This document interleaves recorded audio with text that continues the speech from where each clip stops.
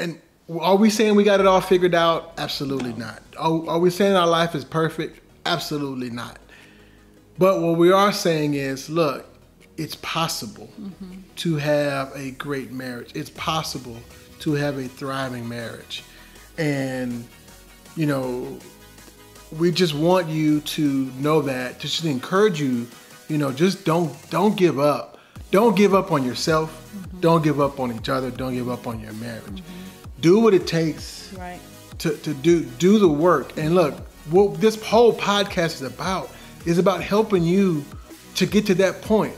Like I said, we don't have all the answers, but it's like, you know, we want to walk with you. Yeah.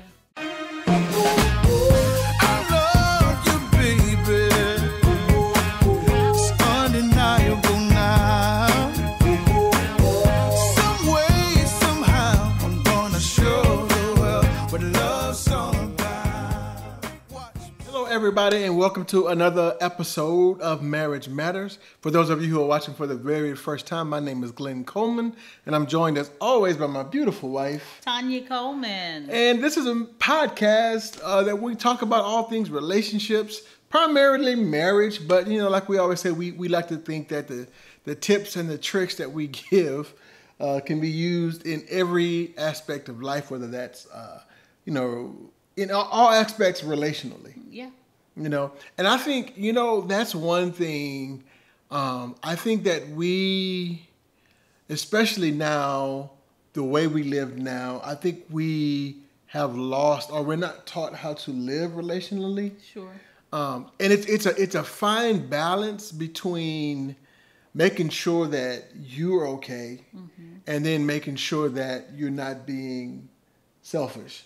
So that there's and we're still figuring that out. I think one of the dangers, you know, I'm a technology person. I would probably rather meet with you over Zoom than in person.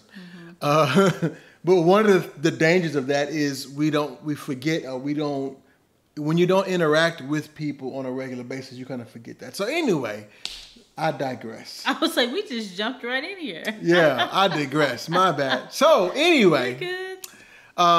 This week, on the 26th Yes. of this month, which is going to be Wednesday. Yeah, May 26th. At 7 p.m. Yes, sir. We'll make 20 years that we've been married. Yep. 20 years. 20 2 decades. Yeah. Yeah. 2 decades. So, I don't know if that was a good. no, it was good. I mean, it's been great. It's been I would say more good than bad. I would say that. Agree.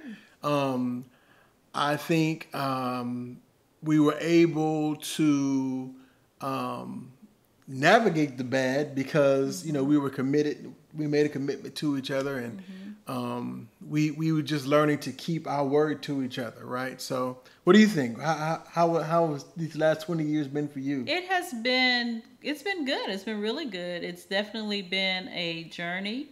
I feel like we grew up together, so to speak, you know, coming into marriage at, you know, in our 20s and I literally was still living at home with my mom, you know, when we got married, and you actually had a house, you know, which was pretty cool, which was great. But we've been on this journey, and we have grown and matured together. We've learned how to build together. And we're still building together. And so it's been a great journey. Even the hardships that we have experienced in life, being there to support one another, to push one another, to love on one another, you know, even, you know, at moments where we may not have been happy with one another, you know, we still chose to stay committed to one another, you know. So it's been a great journey for me. I love you, and I love doing life with you, you know. So Thank you. yeah. So yeah. Okay.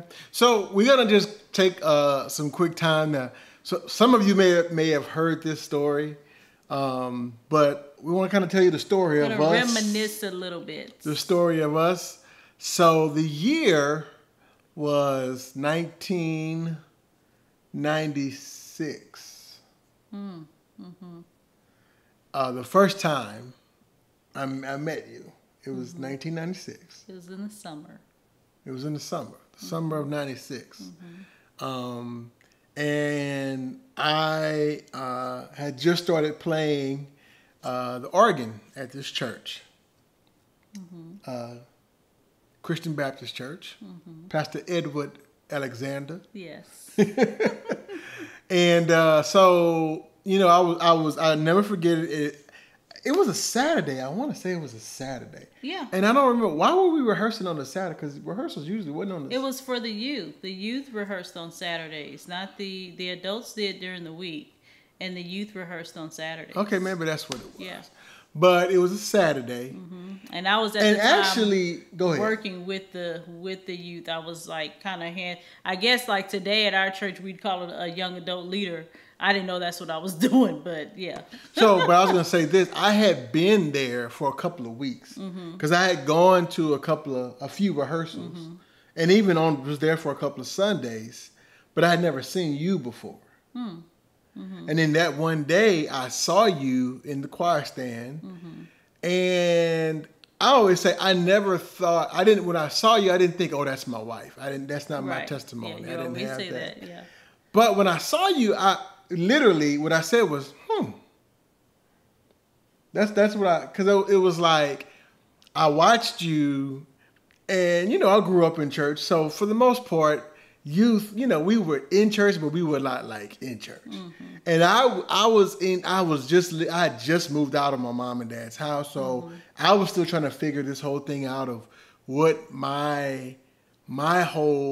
what would my relationship with God, what is that going to look like away outside from my parents' house? Right.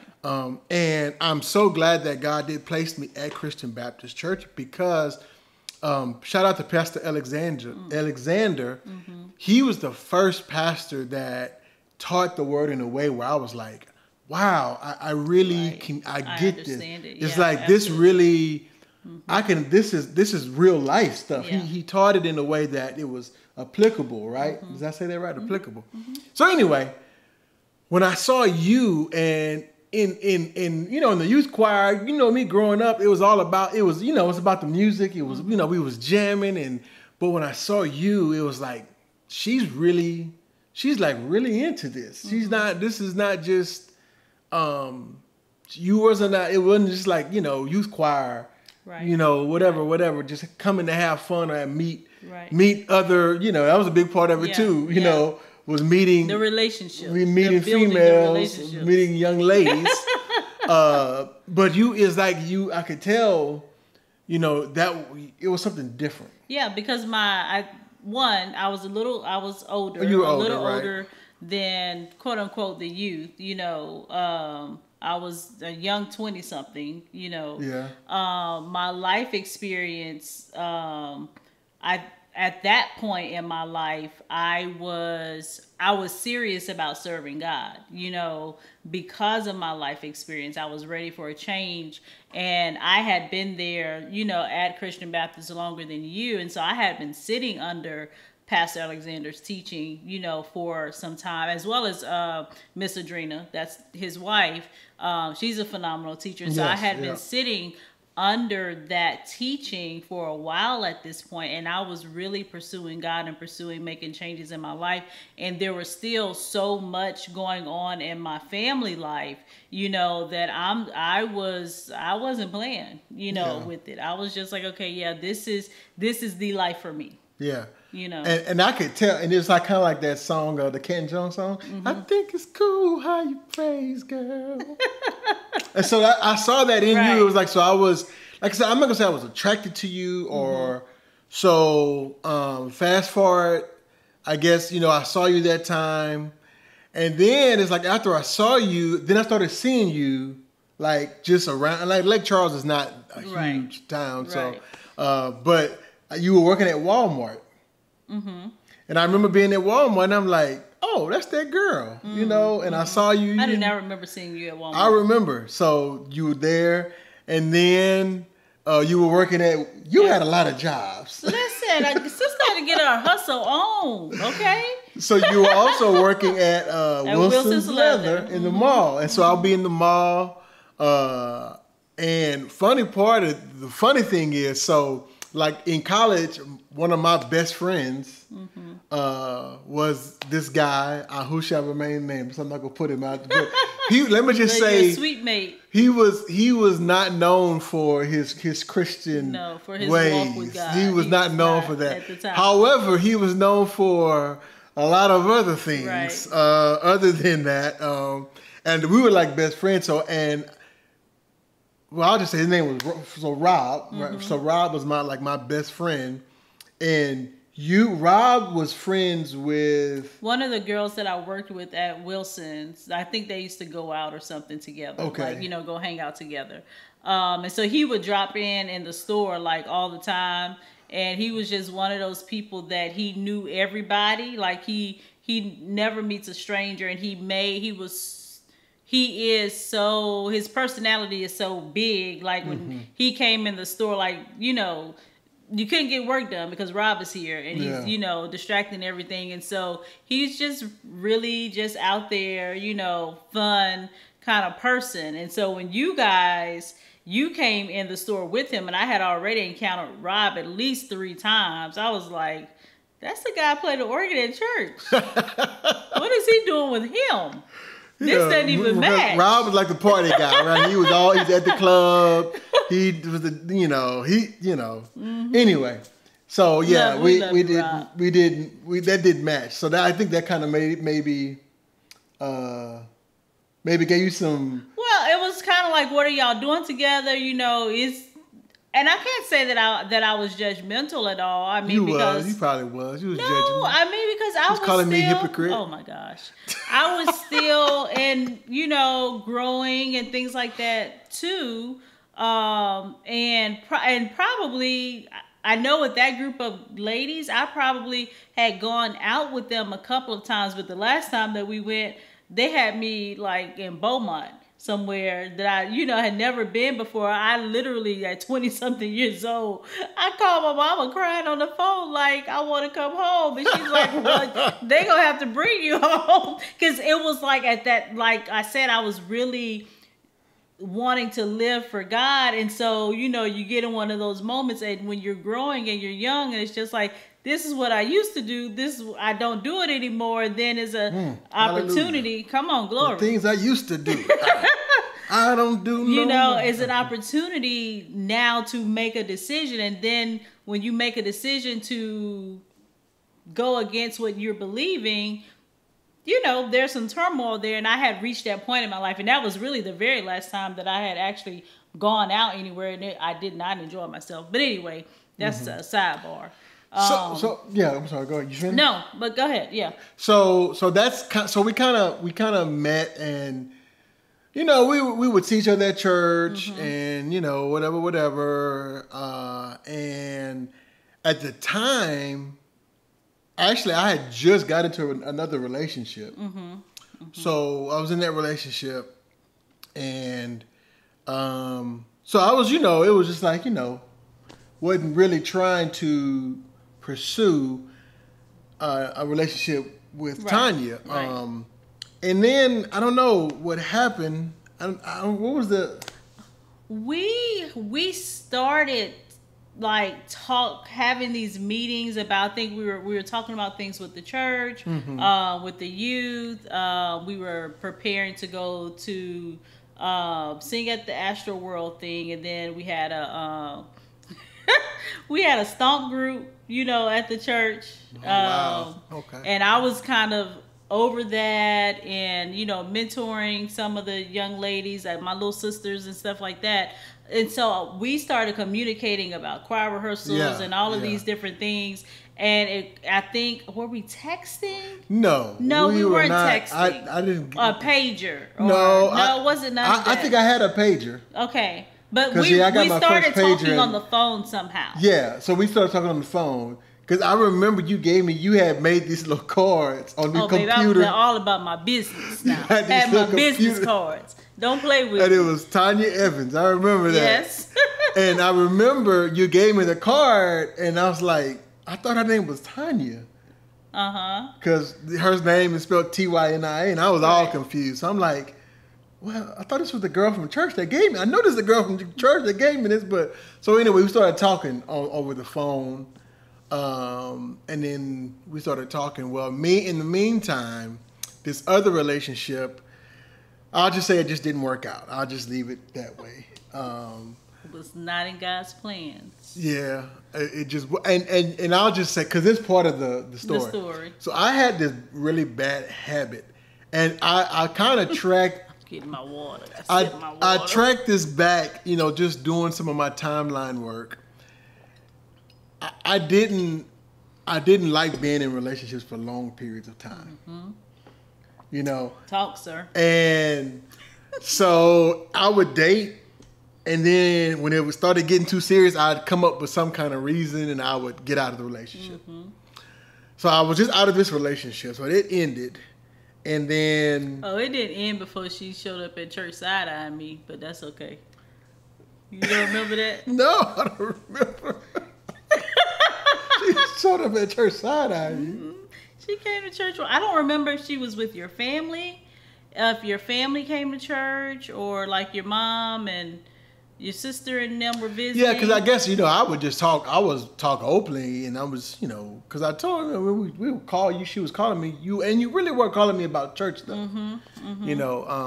And there was no ill intent, but whatever. So anyway. I'm just kidding. She's a sweet girl. So anyway, we started talking, and again, I was just out of this relationship. So again, I was kind of, I would say, player-ish. Ish. He had a lot of friends. A lot of friends. Female friends. Yeah, I did. And so I wasn't really, looking for a girlfriend, if you will, or I was just trying to kick it, So I remember I immediately had a song playing in my head. So what? Just kick it. That's all it was. I was just like, man, what's the girlfriend, the boyfriend relation? Like, I ain't, probably ain't trying to do all that. I'm young, and at the time I was, because I started college, I was 17. So, you would never know because you didn't look 17. You didn't look old, but you didn't. Well, look 17. I know. I already get it. Older. I look older than I am now. I know. Anyway, so. But you weren't 17 when we started dating. Let me clear that up. No, I wasn't. I was like 18 though. Yeah.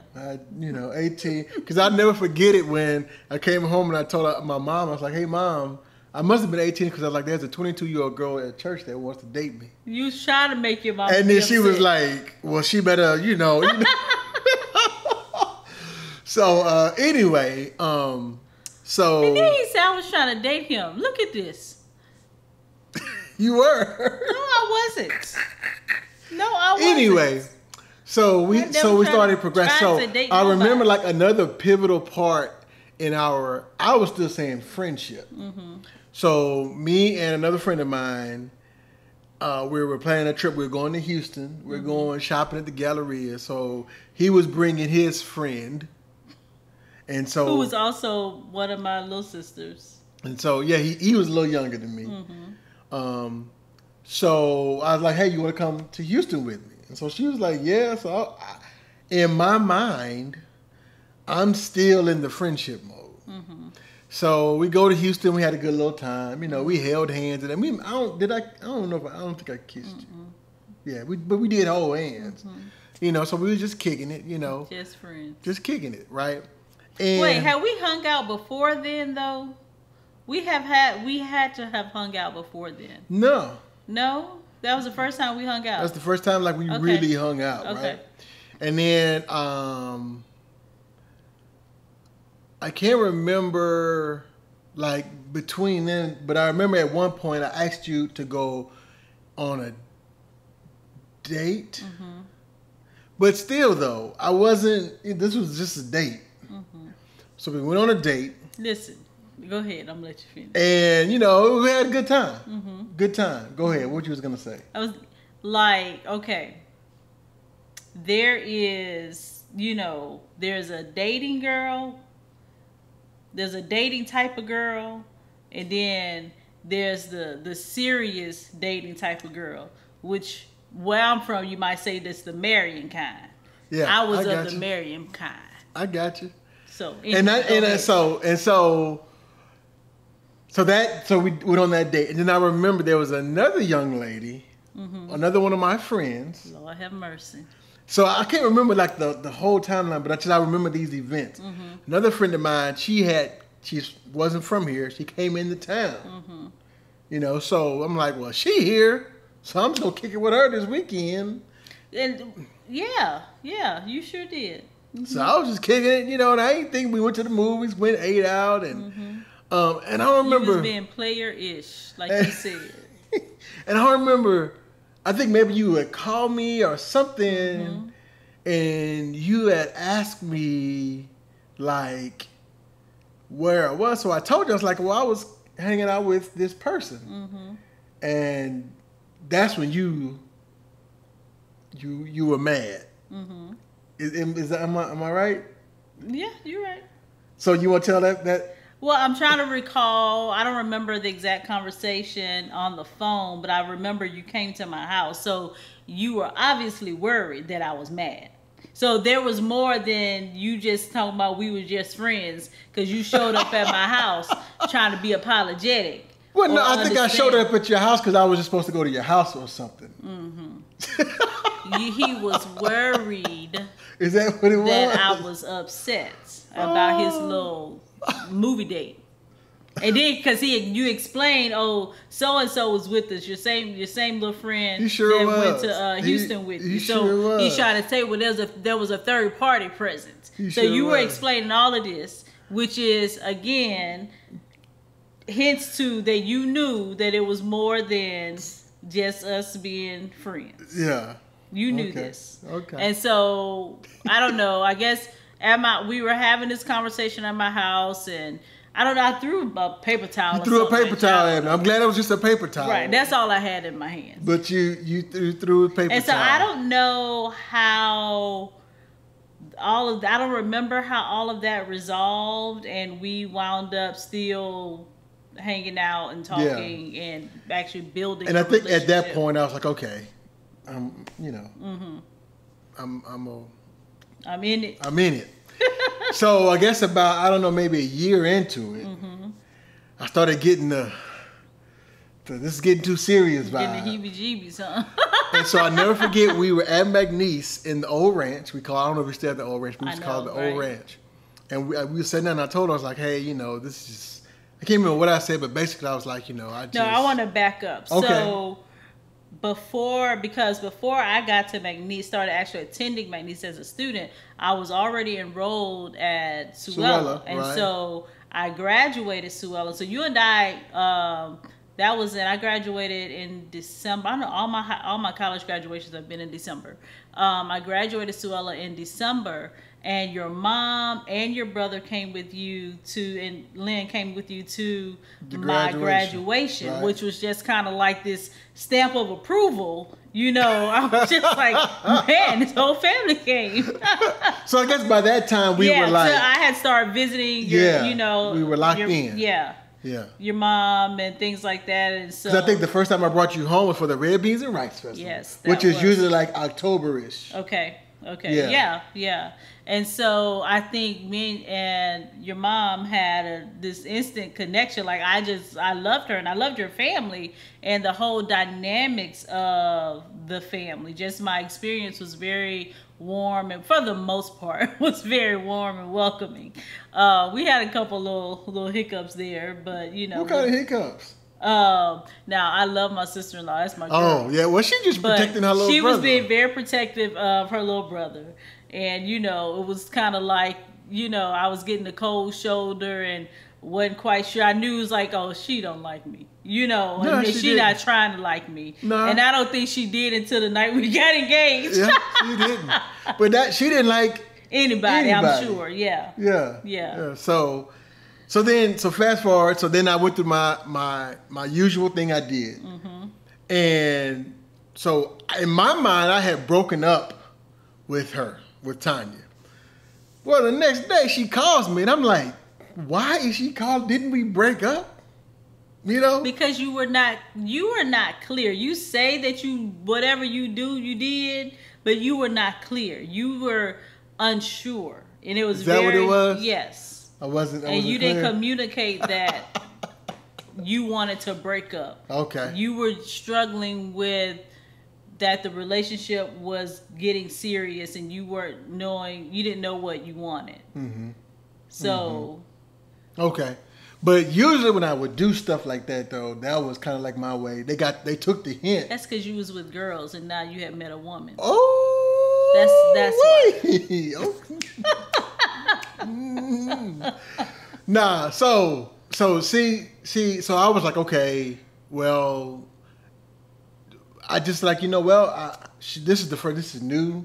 No one has ever done this before. Usually, we part ways, and so from there we just really, I think, got more serious and just beginning to know each other, whatever.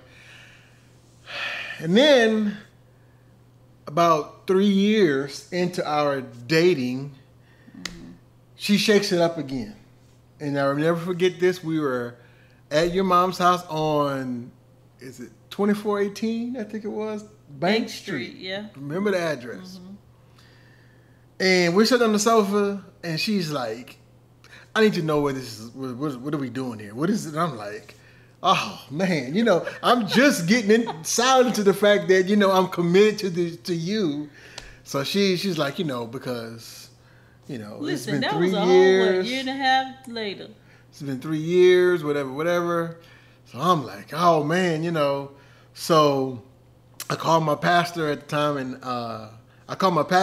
I said, "Hey, I need to talk to you." And he gave me some really good advice. He just said,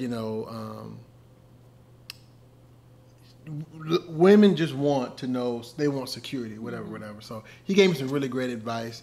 And that's another thing, when you are seeking counsel, you always want to seek wise counsel and people who they love you, they love your spouse, or at the time the person I was dating, and they want good for you, for both of you.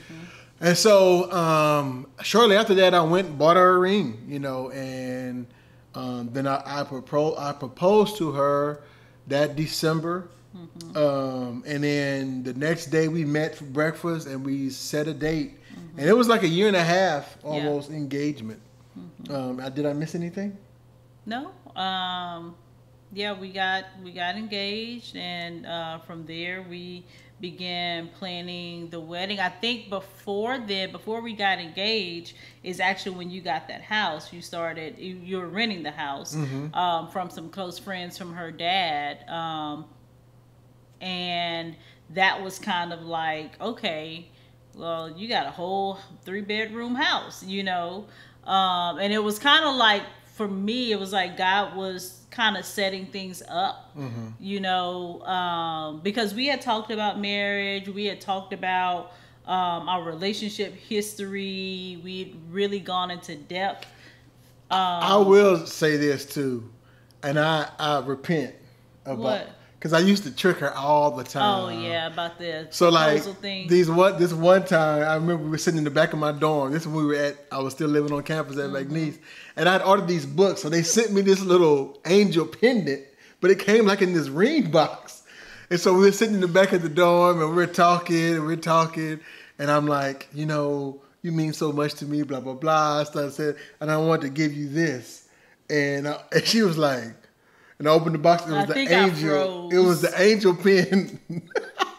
And then one night we went out to eat. You took me to Beaumont to Olive Garden. That's before it was Bennigan's, or was it Olive Garden? It was Olive Garden because it was before Lake Charles got Olive Garden. So we're talking. We're talking and all this stuff. And I was like, on that note. And I pushed my chair back and I'm like, I'm just kidding. And I was so cute. I was looking cute. You hear me? I was like, oh, this is gonna be good. Is that the time I took you and you had the shorts on with the white? Whew. It was a skort, the little skort thing. You remember those? You back?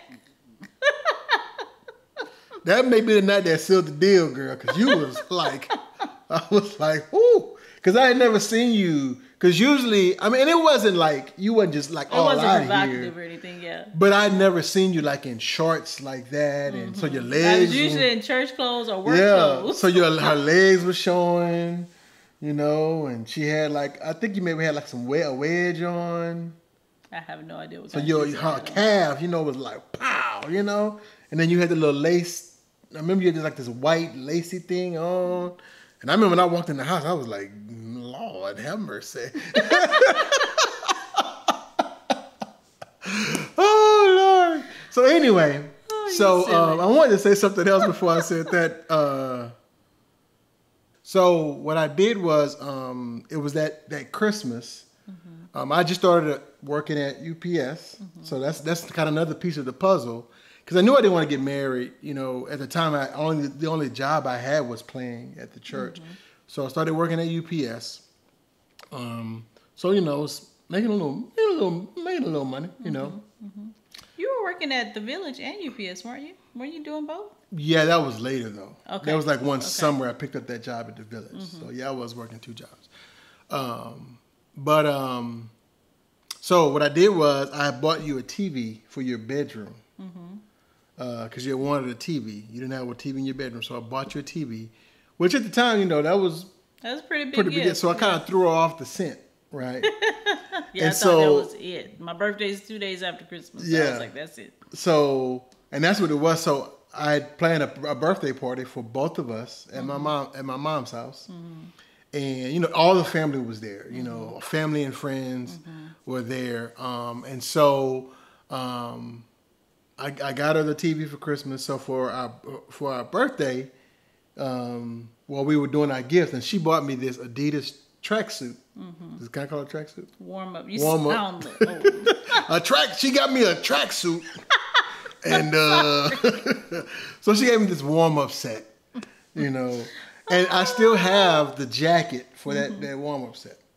Over 20 years, over 20 years old. I wore the bottoms out. But I still have I didn't wear the jacket as much, so I still have it. And so she gave me all her gifts, and so I had planned on, I had bought you a dozen of roses, and I had the ring in the middle rose, but it's like I think that it got too hot in the house or something, and my roses wilted, you know, so I just got one of the roses, and I put the ring in the middle. So I'm walking out, and I can see it on her face like, this dude, I didn't bought him all this stuff. I bought you like a herringbone bracelet, the Adidas. Yeah, you had bought me a couple of things. So she was like, this dude didn't bought me a rose? One rose. One rose. So I walked in, and I walked up to her, and I was giving her the rose, but then I got down on one knee, and then... I think all the breath went out of my body. And I still don't think you understood, because I had to pull the ring out of the rose. Pull the rose out of the rose. Pull the ring out of the rose. Put the ring out of the rose. Yeah. Okay, you said it right. And I, you know, and she just grabbed me, and I still say to this day she never said yes. I said I do. There you go.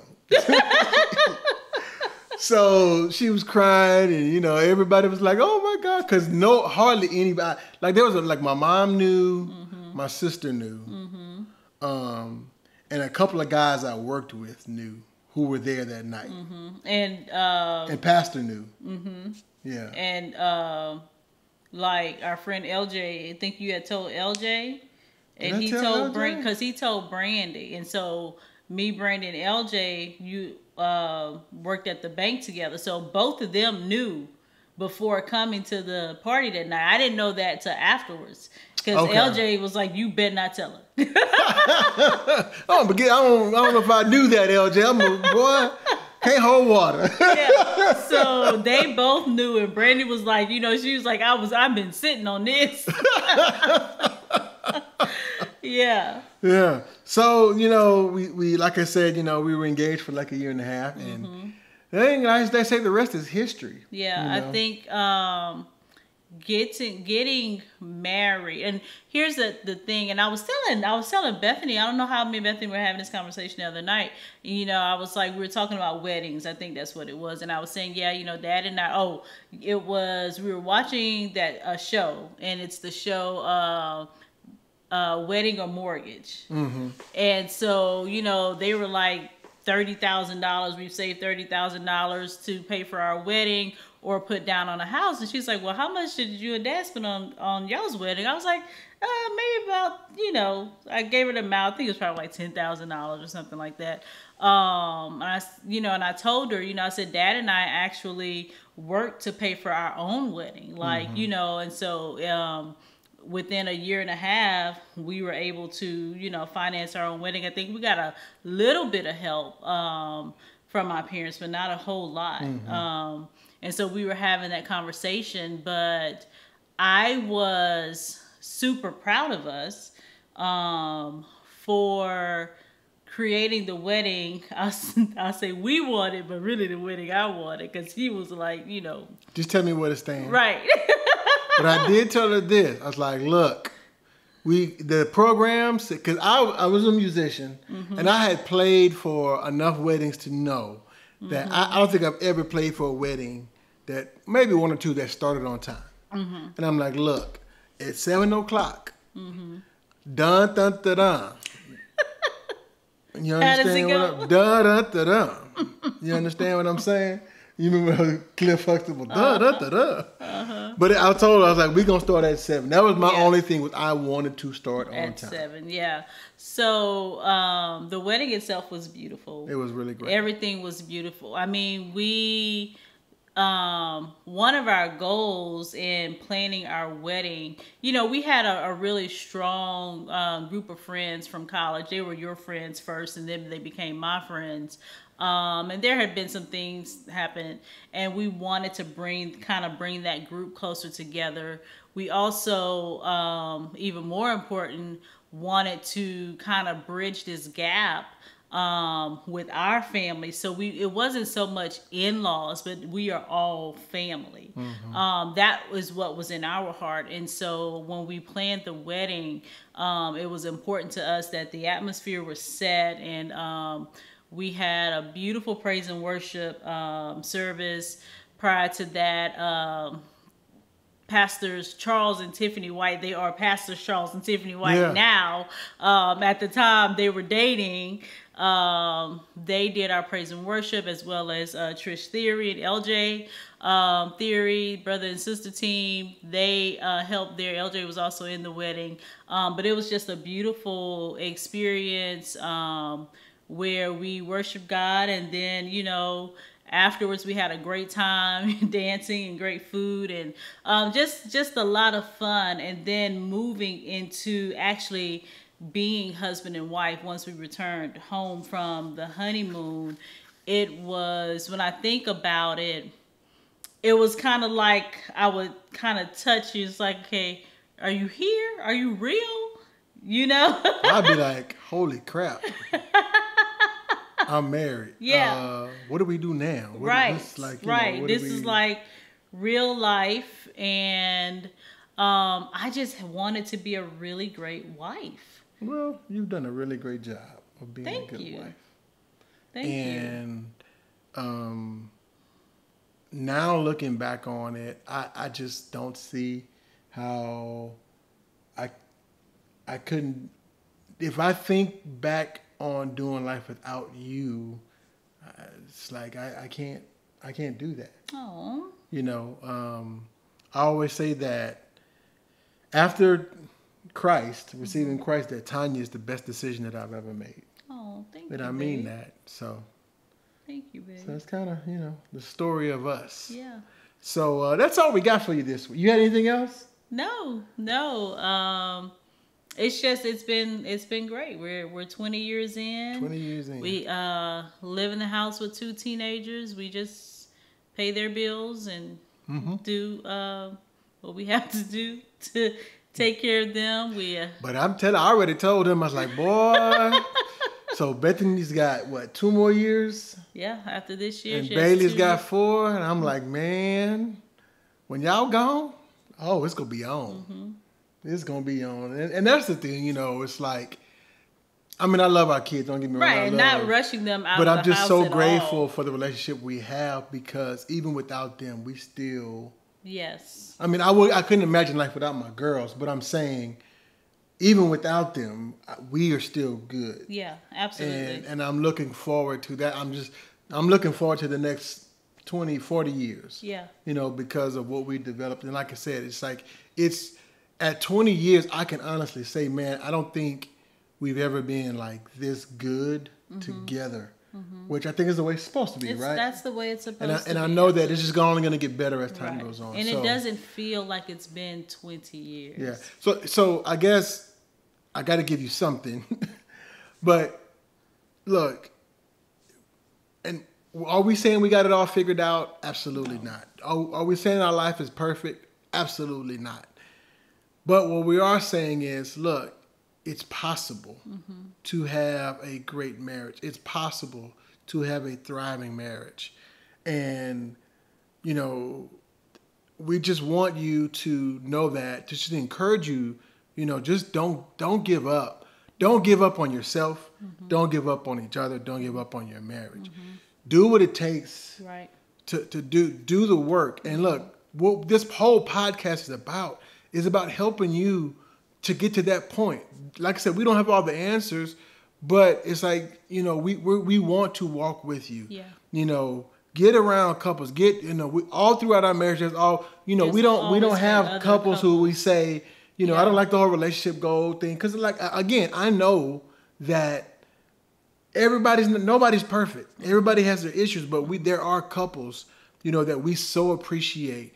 And even though we may not be with them every day, we are watching from afar. And and there are some couples that we can go to, and, you know, we just, a couple of years ago, there's another couple that came into our life, you know, who, and again, we're not saying that they're the end all be all when it comes to relationships, but it's just like another, man, my bad. What? I missed it. We're just saying that, you know, it's like they've just poured so much, even though they just have been a model, and an example for us, for something to look forward to, and some to go to say, hey, I'm struggling with this, or I need help with this, or I'm thinking this way, and I know I shouldn't be thinking this way, but, you know, so, you know, even if it's not us, and we're not saying that we have to be that for everybody, but find those people in your life. I guess at the end of the day, it's possible. Yeah. You know, it is possible to have a great relationship, a fun relationship, and just enjoy being with each other. You know, and we, I mean, don't get me wrong, we enjoy our own personal time away from each other. Yeah, absolutely. But I can honestly say that we enjoy being together. Absolutely. I was just gonna, you know, kind of second that. You know, you should always have couples around you who are, you know, I say seniors to you, but maybe they've been married longer, they have more experience, or maybe they're just more mature in their relationship. People that you can go to and have real conversations with, like Glenn said earlier, people that you know love you, they love your spouse, they love God, and they want what's best for your marriage. You should always keep those people in your lives. And we make ourselves available. That's a part of what we do, is we coach couples. And so that's, you know, one of our businesses is coaching couples. And so if you're looking for that, we make ourselves available. Now we can say we have 20 years of marital experience at this point. So, you know, we want to make ourselves available for that as well. This is something that we do on the podcast because we love people and we want to see people in whole, healthy relationships. But we also make space and time to work with couples one-on-one. So I wanted to say that as well, because I don't think we say that enough on our podcast. Okay. Well, thank you for sharing that. Yes. All right. Well, that's it. You know, we just wanted to kind of give you guys a background, some background history. And like I said, it may not all be perfect the way we explain it, but that's how we remember it. Yeah. You know, it's That's always our recall. my truth, your truth, and then there's the truth, right? So, right. anyway, so hope you enjoyed this episode. And, you know, thank you for celebrating with us 20 years 20 years. And looking forward to the rest of our lives together. Yeah. So, I love you. I love you. All right, so this is Glenn and Tanya Coleman reminding you that your marriage matters. We'll see you next week. Bye, guys.